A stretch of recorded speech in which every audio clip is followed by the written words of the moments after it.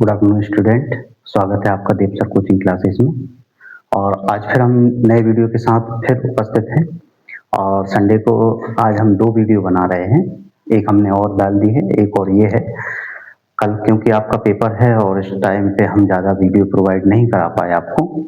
So next ये समाजशास्त्र का ही है। और जैसा कि आप देख रहे हैं 3 नंबर, तो हम यहाँ पर 3 नंबर की बात कर रहे हैं। ये जो क्वेश्चन है ये 3 नंबर में आएगा।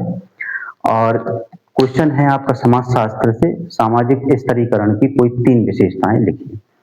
तो सामाजिक स्तरीकरण की कोई 3 विशेषताएं। अब ये अधिकांश एमपी बोर्ड में भी आता है और जैसा कि बच्चे आजकल कह रहे हैं कि मॉडल पेपर से कुछ ज्यादा क्वेश्चन पूछे जा रहे हैं और ये क्वेश्चन मॉडल पेपर में भी है। सो यदि हम बात करें सामाजिक स्तरीकरण की कोई 3 विशेषताएं, तो सामाजिक स्तरीकरण यानी कि जो समाज को स्तर वाइज स्तर जो डिवाइड कर दिया जाता है सामाजिक लोगों द्वारा। तो हम कहें सामाजिक स्तरीकरण, एक हम छोटी सी कुछ लाइन सामाजिक स्तरीकरण क्या होता है उससे रिलेटेड भी यहाँ लिख सकते हैं। और इसके बाद हमारा जो 3 पॉइंट जो सेटिस्फाई हमें दिख रहे हैं, 3 पॉइंट 3 नंबर देंगे हमें। सो वो तो हमें लिखना ही है, इससे भी हम अलग कुछ लाइनें ऐसे लिख सकते हैं। सामाजिक स्तरीकरण समाज को धन, शक्ति और प्रतिष्ठा के आधार पर, तो धन यानी कि जो अमीर लोग हैं जिन पे ज्यादा पैसा है, शक्ति पावर, प्रतिष्ठा यानी कि जिनके ज्यादा मान सम्मान है, ऐसे लोग। इन आधारों पर हम ऊंच नीच स्तरों पर, जैसे जाति वर्ग में भी हमने पढ़ा था अभी, जाति वर्ग के हिसाब से तो इसमें बांटने वाली एक सार्वभौमिक प्रक्रिया होती है। तो सार्वभौमिक यानी कि जो एक्चुअल में सभी जगह चलती है, सभी जगह चलाई जाती है, समाज में फेमस है, वो सार्वभौमिक प्रक्रिया जो स्तरीकरण कहलाता है। ये पीढ़ियों तक चलती रहती है, पीढ़ी दर पीढ़ी, वंशानुक्रमगत आने वाली संतान और उनसे पहले भी चलती आई और चलती रहती है और जीवन के अवसरों को प्रभावित करती है। कई सारे जीवन के हमारे जो मौके हैं, कई अवसर हैं, उनको भी प्रभावित करती रहती है। तो सामाजिक स्तरीकरण इस प्रकार होता है।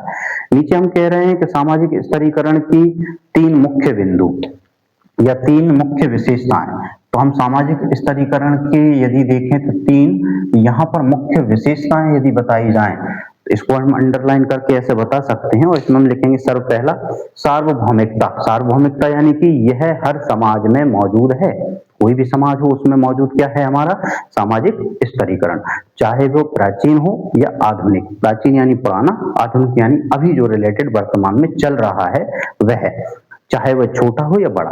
तो जहां पर हम देखेंगे कि चाहे वह जातिगत छोटा समाज हो या बड़ा समाज हो, उसमें सार्वभौमिकता यह स्तरीकरण, समाज का स्तरीकरण पाया जाता है।